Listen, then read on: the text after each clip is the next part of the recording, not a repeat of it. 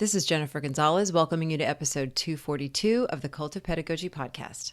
In this episode, we'll learn how to do a close reading lesson in any subject.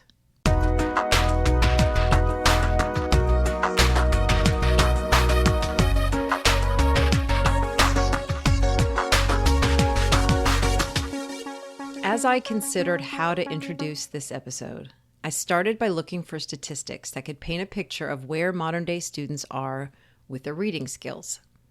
I typed "kids can't read" into my search bar, looked at the results, and realized I could skip this step. I doubt too many people need me to prove that our students in general could use some work on their reading skills.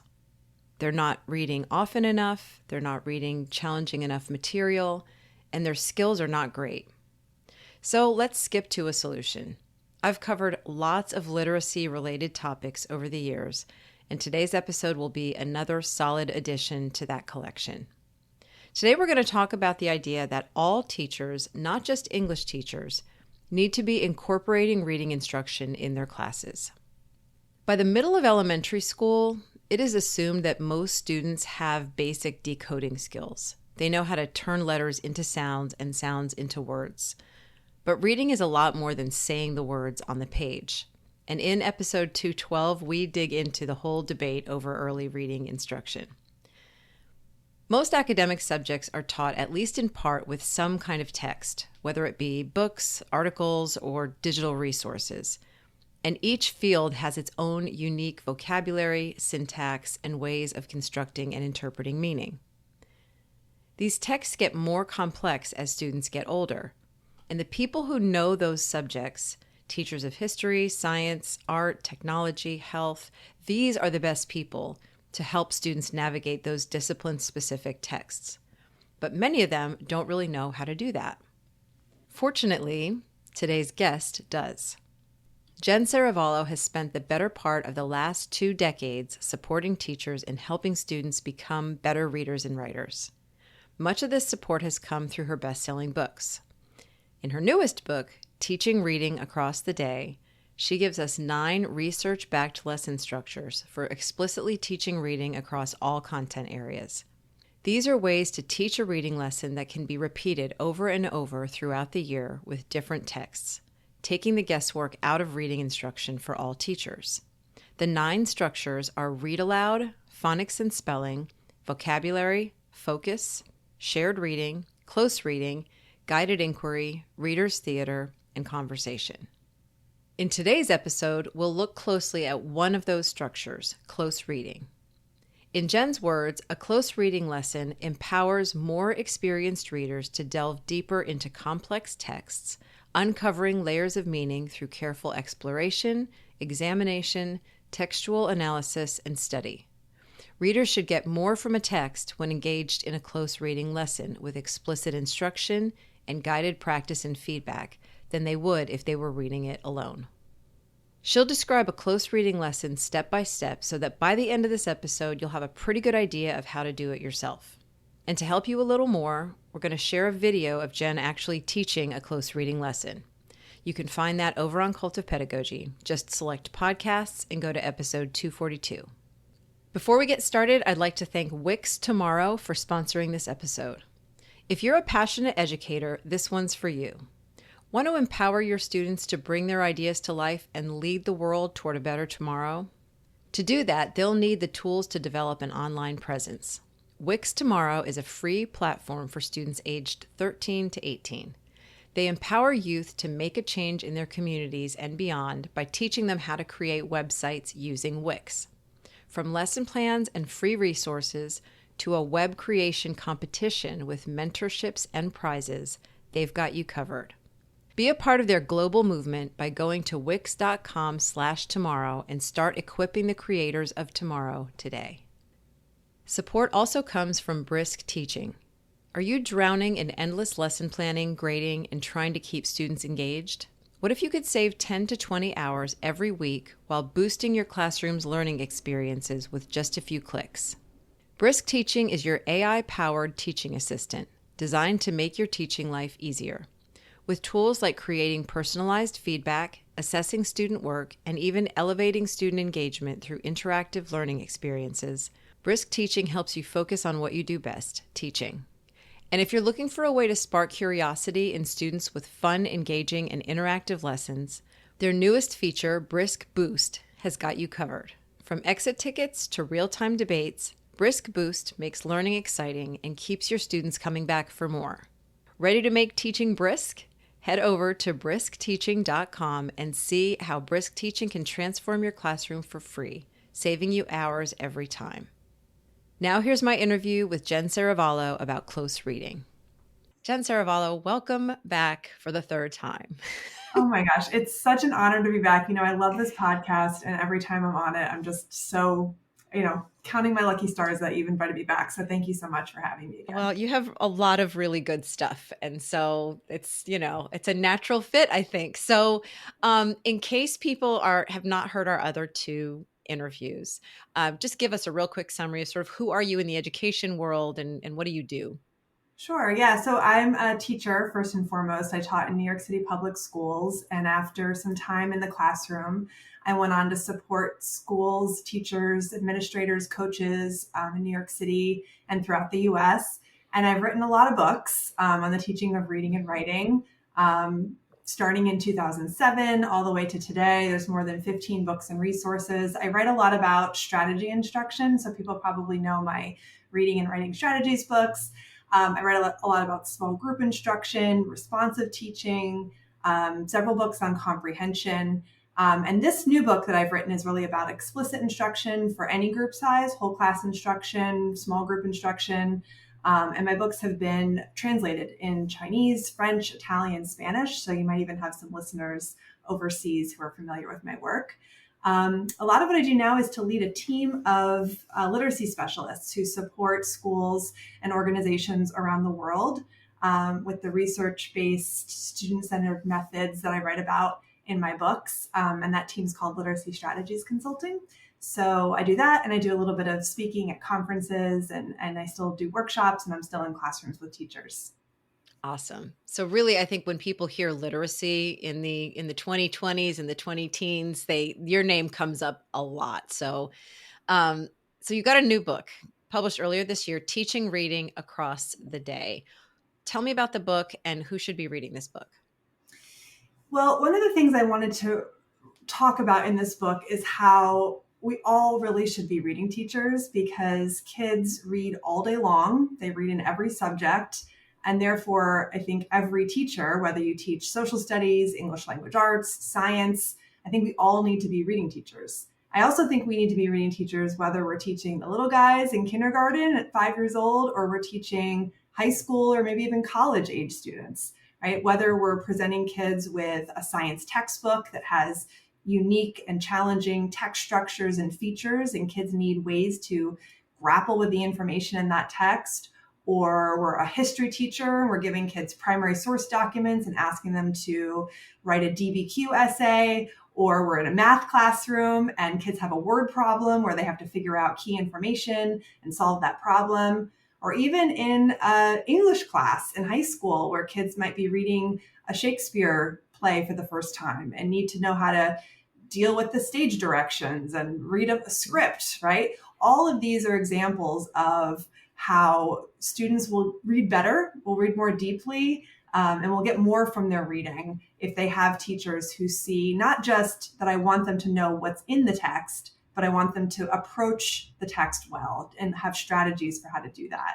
And even with little kids, right? Even we're reading a decodable text, which we might be reading for the purpose of helping kids practice applying their knowledge of phonics and spelling patterns to running text. We still should be teaching them, like, how do I also think about the meaning as I'm reading, and how do I blend and segment words that are new and unfamiliar to me. So that's one of the themes throughout the book, is that we are all reading teachers, that all of us can be teaching reading. We should be teaching reading. And there's lots of examples throughout the book of me teaching in science, social studies, and ELA classrooms, all group sizes, small group, whole class, kindergarten, sixth grade, right? Every grade level. Another big theme in the book is that teaching is really challenging, right? Planning can bog us down. Mm-hmm. And I wanted to offer teachers really predictable, research-backed lesson structures that you can really use again and again in every grade level and in every subject. And if you know how these 9 lesson types go, it can free you up to focus on the details within the lessons. It can free you up to focus more on the responsive instruction that should happen within each lesson. And so these 9 are like my toolbox. These are all I use no matter what grade I'm teaching and no matter what subject I'm teaching. So you want me to list them out just so people, I mean, I think people will think like, I know a lot of these, some of them might be new, but I know these lesson structures, right? Yes, do that, because what we're going to do in a little bit is we're going to pick one of those. We're going to do close reading and actually kind of walk through a lesson. But Sure. yes, what are all 9 of the structures? So one is read aloud, right? Reading out loud to kids. And I have, and when there's a structure that I think is like, oh yeah, I know what that is. What I hope people get from this book is, how do I make this more explicit? How do I pack more into the lesson? How do I streamline my planning to make it easier for me to pull off a really high quality version of this lesson type? There's a whole chapter on read aloud. There's one on phonics and spelling. First time I've written about phonics instruction, actually. There's a chapter on vocabulary. So not just teaching vocabulary within other structures, but how do I explicitly teach vocabulary and help kids form networks of words, morphological networks, conceptual networks. There's a chapter on what I call focus lessons, which includes what people might know of as mini lessons or strategy lessons, where you're really focused on one strategy. Shared reading, which I think a lot of primary teachers are going to know a lot about, where you have an enlarged text and everyone's reading chorally or echo reading. You mentioned close reading, which we'll talk about.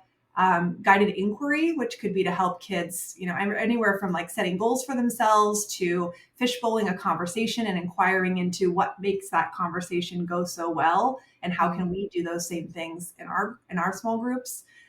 Readers theater, which has become really popular because of all the research basis for it.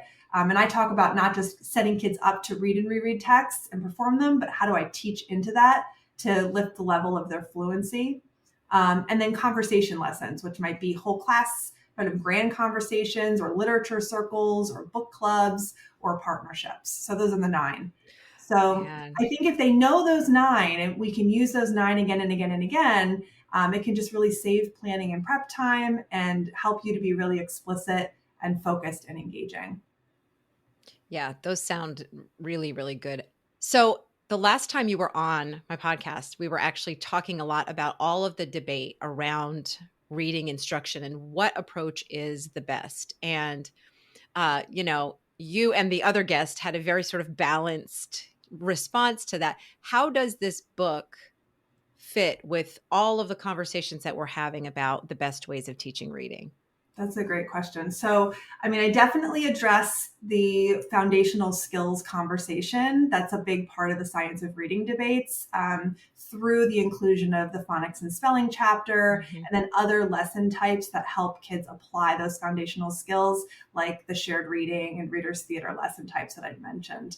Another big debate that's happening right now is about the teaching of strategies, right? Should we be teaching strategies or the teaching of knowledge and vocabulary? And a lot of districts have adopted core programs recently that are described as knowledge building curricula based on research that shows how critical it is for kids to have relevant background knowledge in order to comprehend texts. The stance I take in this book is that it's not an either or proposition. I think I even talked about this on the last podcast episode we did together, right? It's both and. Yes, we need to support knowledge and vocabulary, and also we need to be supporting kids with skills and strategies. So in every one of those 9 lesson types, I talk about how to do this. So even in phonics and spelling lessons, how are we building knowledge about sounds and sounds and written letters, spellings, but also how are we giving or using opportunities in those lesson types to teach vocabulary words, right? That might fit the spelling pattern, but words that kids might not know about. And then in other, in other areas, like when we're reading a text for readers theater, kids might learn, for example, about stage cues, or we might choose a reader's theater script or even write one together as a class that helps them explore a scientific concept. Or we might be teaching strategies for inferring character emotion and for phrasing and for intonation and expression. So it's not just knowledge and vocabulary or just skills and strategies. It's both and I think the both and approach should be in every lesson type for every grade level. So that's another big kind of theme throughout the book and something I'm supporting teachers with throughout it. Yeah. Yeah. Would you say, I mean, I know that this book is necessarily sort of meant for kind of anybody who teaches anything, but it seems like the people who stand to gain the most from it would be people who teach in non-English language arts subject areas, anything that's not an English class, because they are currently, I'm guessing, not using a lot of these strategies. So I guess this is going to be a complicated question, but I think the reason that a lot of this kind of teaching isn't happening in, say, like a 6th grade social studies class or, you know, a 12th grade economics class or a chemistry class is because the impression that a lot of teachers have at those older grades in those different subject areas is that the reading teaching happens in K through 3. The kids learn how to read. Mm-hmm. And then from that point on, they're just using those reading skills to learn the material. Mm-hmm. And so what historically have you seen as sort of the default approach to texts in those other classes? Mm-hmm. And what would, you know, why is that not that effective? Mm-hmm. If I could, I'd love to respond to the first part of that question or kind of your statement, right? That the content area teachers might have the most to gain from this book. I hope not. I hope that English language arts teachers also have a lot to gain from this book, because one of the things that's happened a lot, and I think this relates to the second part of your question, is this sort of siloing where the English language arts teacher teaches skills and strategies, and then the content area teacher teaches content. Yeah. But I think that the ELA teacher needs to be thinking about content as well, as much as the science and social studies teachers need to be thinking about reading skills and strategies. Can you give an example of like what you mean by content that an English language arts teacher would be thinking about, apart from the obvious sort of like literature stuff and things like that? Yeah, it could be the obvious literature stuff, like how do I approach a play, and like what are stage directions, and how do I or how do I understand in a historical fiction novel, like what's the information I need to know about this historical time period? It could be that kind of content. Mm-hmm. So it could be content that's coming from science or social studies, or, in a lot of cases, I think we read books in English language arts that are outside of the historical context that kids are studying in science, in social studies and in history. Yes, they're not aligned necessarily. Yes, because it's a great novel or whatever. Right. They don't have the background in the geography or the time period, so it could be that.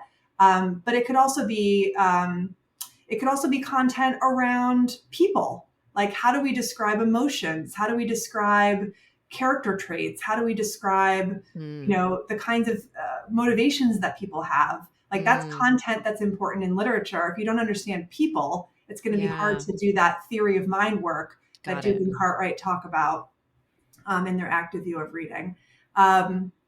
Vocabulary, right? If we're always thinking about the vocabulary words that show up in a text, but also what are the vocabulary words that we're using to talk about the work we're doing as readers, like using the word summarizing or sequencing rather than just saying putting it in order. Right? Those are opportunities to teach higher level vocabulary and can show up in the English language arts class. So I think everybody should have knowledge and vocabulary goals and skill and strategy goals in every lesson type, whether you're an English language arts teacher or a content area teacher.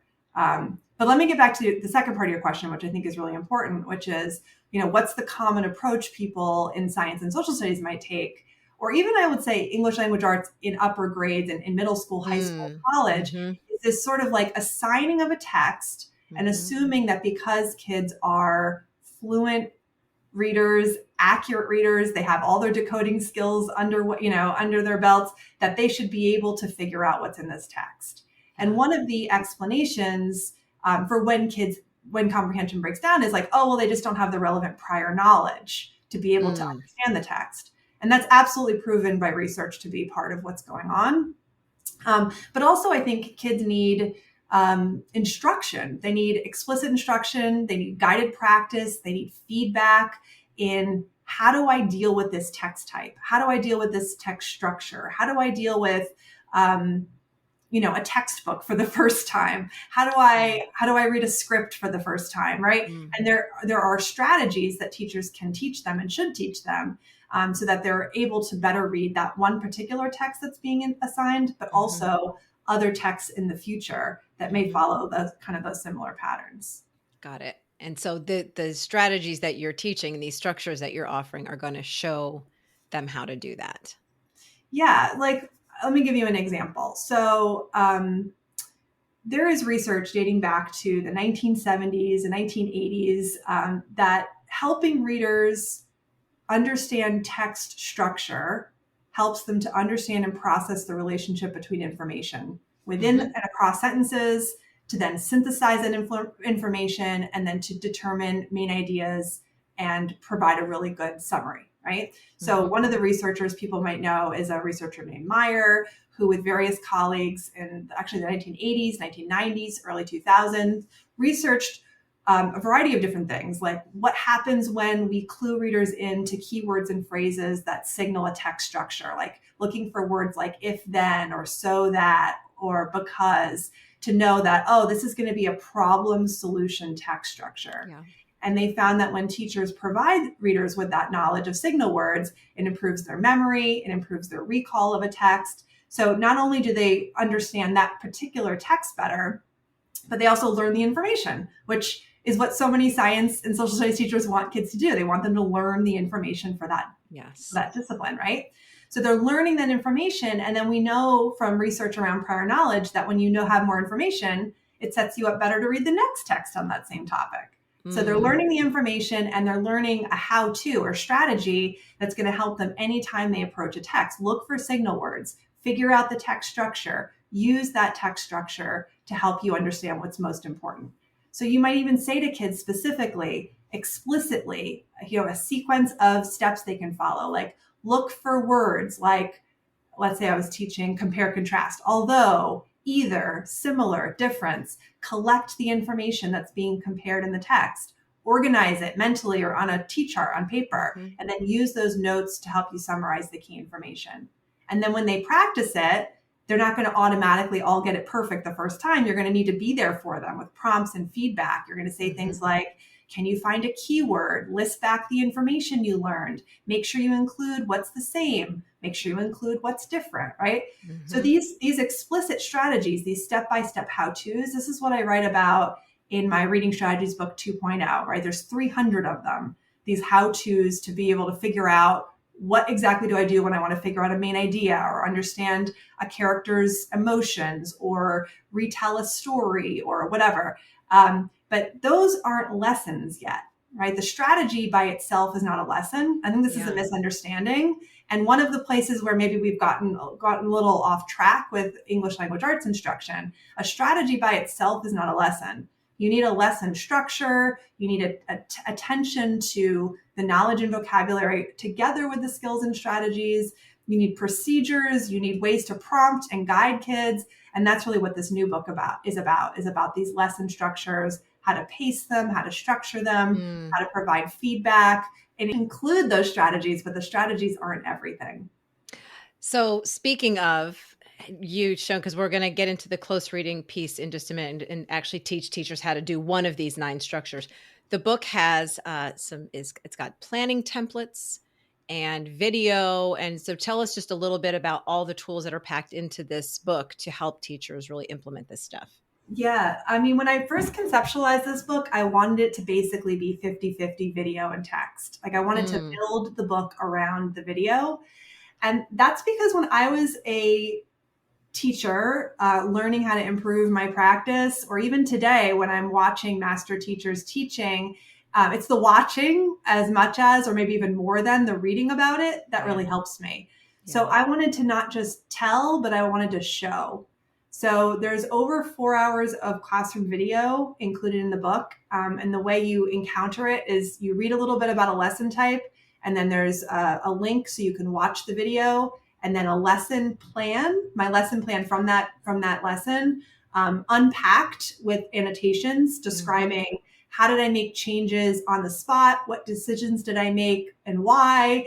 Why did I just choose to abandon this whole thing here? Why did I switch gears over here? Like the real stuff that happens when you have the best intentions planning, but then the kids in front of you actually show you they need something a little bit different. Yes. And there is a section about being responsive as a teacher and being able to think on your feet. And it's not just going to go the way it's written out. So it never does. Helpful. Yeah.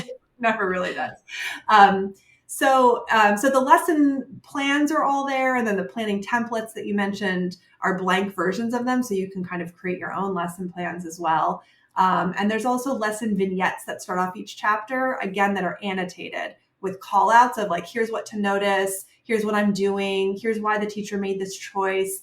Again, to sort of just like let you inside my brain a little bit to see not just, what did I think through when I was making the plan and why did I make the plans I did, but what are the decisions I'm making on the spot and how do I shift gears? Mm-hmm. So, so this video, they're kindergarten through 8th grade, science, social studies, English language arts. I filmed all of them across 2 days.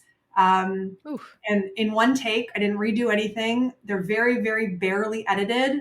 I left in fumbles and stumbles and kids not responding to what I thought they were going to do, because I think that's just as valuable as seeing the, quote unquote, perfect example. You have to see what happens when it doesn't go according to plan and how do you shift gears. And that's another big thing that I wanted to show in this book as well.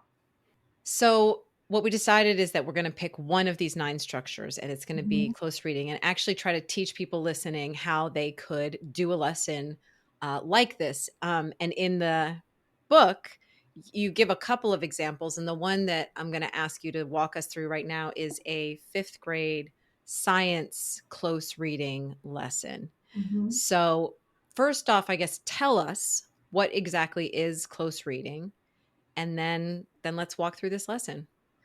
Sure. So I love that you picked this one, this lesson type, because I think this is a great example of what you were asking about before, which is that we can assume that once kids are reading fluently and accurately, they're good to go. We just need to give them good texts and talk about them and we're done.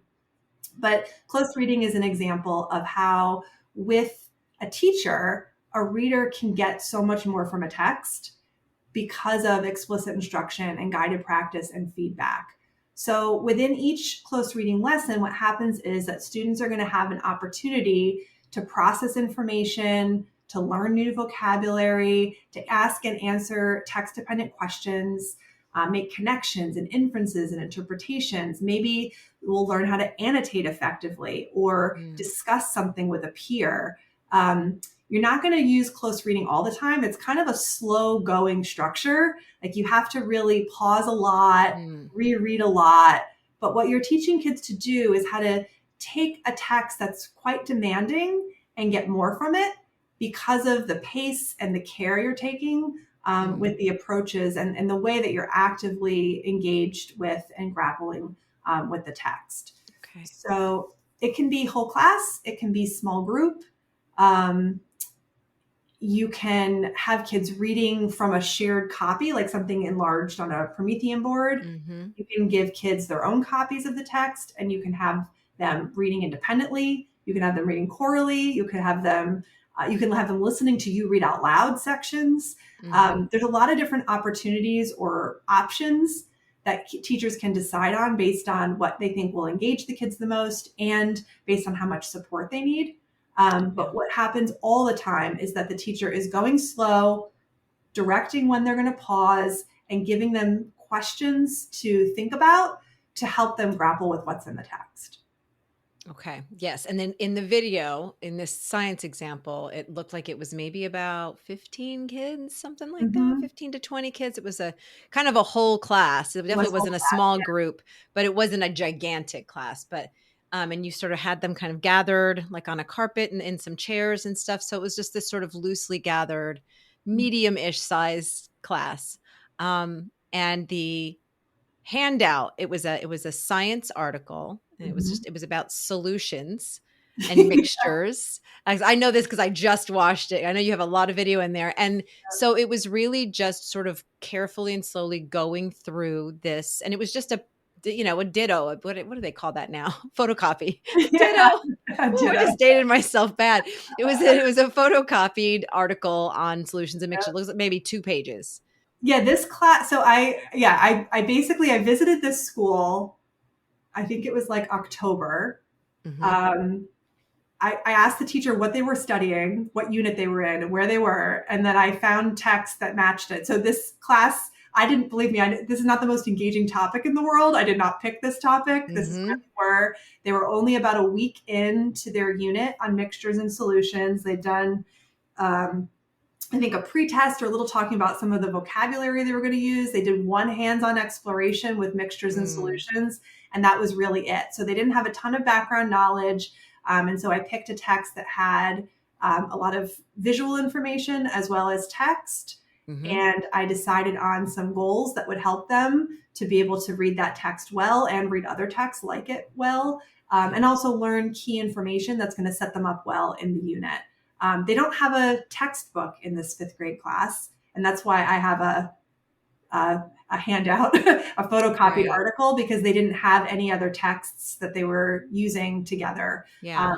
But I did want to make sure that it was grade level complexity and that it Hmm. matched the content that they were studying. Yeah. Well, and I looked at the other example too. There was a lesson on the Great Migration, and that looked Mhm. like it was a text it was multimodal text, I think you called it, where there was Yep. text and video and walked through Mhm. how you kind of would go back and forth with the kids. So I bring that up only because there's a lot of ways of doing it. And it's interesting to hear that you brought that text in and there had not been a whole lot of like hand picking of students or anything like that because you had them very well engaged. So knowing that it wasn't inherently interesting to them is, Yeah, I mean, it's good not to the know. most, yeah, not the most exciting topic, maybe. And that was the whole class. It was just a smallish class size in West Hmm. Virginia school, but that was the whole class. So everybody was there with the full range of learners in the Hmm. classroom. They were all there in front of me.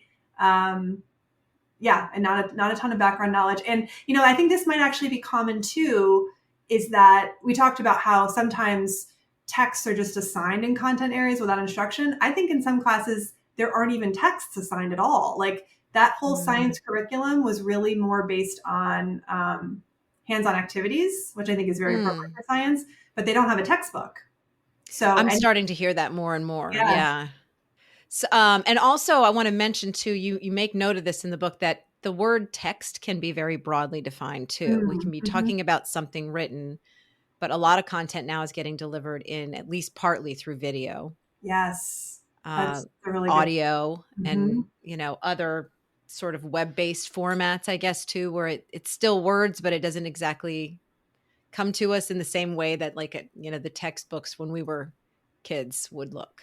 That's it. I'm so glad you brought that up. There's a lot of video that I see used in science classes. I'm blanking on the name now, but in elementary science classes, there's like these two little robots, and they kind of explain concepts. Mm, And a lot of times, teachers will assign them. I think they became really popular over the pandemic when there was a lot of yeah. flipped learning, or kids were doing a lot of asynchronous learning in video. And I've seen them in classrooms today. Teachers play the video straight through and then engage the kids in an activity. This structure, close reading, could be a great structure to use during video Yeah. to pause and help the kids chunk the information, Hmm. turn and talk, rewind, rewatch. I've Yes. used this structure for like nature videos, even like a David Attenborough video, and doing it the first time. The first quote unquote read through is just Yeah. watching it without any audio. Then the second Hmm. time watching it with the audio. So you sort of layer in the information and give them really purposeful meaning, or reasons to reread, quote unquote, or rewatch and think about new information as they get it. And then, yeah, pausing the video often for prompting, checking for understanding, Hmm. cluing them into what might be coming next, reviewing key vocabulary. There's a lot of opportunities to do that with Yeah. video text as well. So let's and I'm going to repeat something that you just said a little while ago because this takes some time and it's a slow process. This is not something that you're recommending teachers do with every text every day because there's no way to actually get through the content. The hope is that you're actually teaching kids transferable skills that they can apply to future texts. Exactly. You're teaching them this kind of habit of mind of when I approach a text, I've got to understand what it is. And then you're teaching them strategies for how to do that. Strategies like rereading, annotating, asking questions, answering questions, so that when they come to a text when they don't have a teacher next to them, Mm-hmm. they can apply those same procedures, right? Those same active processes to encountering, especially when it's complex text. You have to go slower. You have to Yeah. read more carefully. You have to reread more often. Yeah. So let's walk through this. So you've got this handout that all these kids have been given. What happens first? It might be helpful first to think about kind of what the general flow is. Like how do those 10 to Yes. 15 minutes go? So Yes. generally the first minute I'm doing what I call establishing a focus.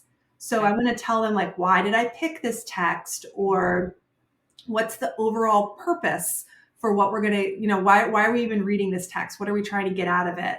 Maybe activating some relevant background knowledge if there is any, Mm-hmm. and possibly previewing a strategy or strategies that they're going to have to use. And that's really quick, Okay. like a minute, right? Okay. Then the majority of the lesson is the reading and rereading, which is guided by the teacher. So in Mm-hmm. this section of the text, the teacher is going to prompt students to think, prompt students to turn and talk, prompt students to stop and jot and annotate their copy, prompt students to reread. This is also where you're going to make decisions as the teacher. Are we going to read this all out loud in one voice, chorally? Or am I going to read a section to them and ask them to follow along on their paper? Or am I going to ask them to read a chunk to themselves? And that Mm-hmm. decision is going to be based on how well you think the kids can read it accurately. So if you Mm. think it's within their reach, you might say, okay, read this next section to yourself, and then you offer them the prompt. If you feel like they need more support, you might say, I'm going to read this next section to you. I want you to follow along on your copy. Mm-hmm. Kind of in the middle, let's all read Yeah. this together in one voice. And as we read it, let's be thinking about X, Y, and Z, right? So the teacher's going to be Mm-hmm. deciding, is it chorally? Is it independently read? Are they listening to it and following along? Let me ask you really quickly about the Yeah. choral reading thing, because Mm-hmm. that, having not done much of that, because I was a middle school teacher, it sounds like it could be very clunky. Mm. And what are the benefits of that over the other thing? Like, why would you choose choral reading? I think it can get really clunky if the kids are all reading off their own individual copies, because it might be hard for them to all track exactly being in the same Okay. place. What might be better is if you're going to do choral reading, have an enlarged copy so that you can point to where everybody should be reading all at once. Okay. Um, Okay. the benefits are that kids are getting feedback, auditory feedback from all the kids around them and from the teacher as they're reading, Mm. and they're having to actually read the word. So you can often get better engagement than if you're just telling them, read it to yourself. We Mm-hmm. all know some kids are going to be like, okay, whatever. And they're looking Mm-hmm. at their paper, but they're not actually reading. Yeah. As the teacher, you can watch, or you can listen, are they actually reading it with me? And you can also Yeah. get feedback for you, like, oh, wow, if they are really stumbling a lot, and if it is really clunky, that tells me this text is quite complex for them. And it Mm-hmm. might mean you need to support them with some even foundational skills, decoding skills, fluency skills, the next time you're reading a text that's of this complexity. Okay. There's another structure I write about in the book, shared reading, that leans Mm-hmm. on choral and echo reading a lot. Echo is if the teacher reads a section and then the kids read it back, they just repeat it Mm. right after. It's another way to support their fluent reading. So this kind of borrows some of that idea from shared reading, which is quite research based and used a lot in the primary grades. But I do think Okay. choral reading could be helpful here in upper elementary, middle school grades. There's a body of research known as fluency oriented reading instruction, or FORI, and there's Mm-hmm. like short FORI, long FORI, all different kinds of versions of it that looked at upper elementary, middle school students doing choral reading of complex texts. This was during the last 20-year wave of when there was a big textbook adoption and the texts were really much too challenging for kids to read on their own. And they found great gains in students' ability to read these more complex texts through the support of choral reading. So Mm. that's some research Yeah. I can share it with you, and you can link to it in the show notes. Okay. So anyway, we're in the middle of the lesson, the main part of the lesson. They're reading, Yes. they're rereading, they're being prompted, they're being directed to reread. They might be turning and talking. You might be having a quick conversation as a class. And at the very end of the lesson is a quick summary of the key takeaways. I call it clarify the takeaways, where the teacher is going to articulate, here's some strategies we practice today that you can do anytime you're reading. Or here's some key information or vocabulary that you're going to need to remember for the next text that we read or for the next science exploration that we're going to do together. That's sort of the general flow of how the lesson's going to go. Okay. All right. So we got establish a focus for a minute, about 8 plus, I think in the book you said 8 to 13 minutes of reading. Yeah. So we're not looking for this big 45-minute lesson. And then you clarify the takeaways at the end. And that middle piece has lots and lots of different kind of starts and stops and conversations and prompts. So are we going to do the science one now and kind of follow that? Science one. Yeah. So it's fifth graders. Like I said, they're like 1 week into this unit. They don't have a lot of background knowledge. I selected this text. And because there are so many photographs in this text and a lot of headings to direct their reading, I wanted to set them up to think about that, to think about like, how do I connect text features like photographs with the main text? The synthesis work is always really challenging for informational text reading. And I also wanted to help them to know that when you have headings, those headings can be helpful in a lot of different ways. Like if you have a heading that's a question, you should be able to answer the question by the end of the section. If not, you need to go back and reread, right? Or if I read a heading, I've got to start thinking, okay, what's this next section going to be about? And I'm reading to collect information that connects to that kind of main topic or subtopic. So those were my literacy goals. And then I previewed the text and found some knowledge and vocabulary goals that I thought were going to be really helpful and important. Again, they'd had a pre-assessment on vocabulary. A lot of kids didn't know the difference between a heterogeneous and a homogeneous mixture, or what a colloid or a suspension was. So those are the specific terms that are explored in this text that I was like, okay, we're going to make sure by the end they know what those words mean. They're using those words confidently. So those were sort of the knowledge and vocabulary goals that I had for them. Okay. So I distribute a copy of the text to everybody. Everyone's got their own copy. And I start off with we start at the top. We start at the top of the page. So I say, okay, the first thing we're seeing here are 3 photographs. Let's take some time really looking closely at these photographs, read the caption, and I'm going to have you turn and talk to your partner about what this photograph is teaching you.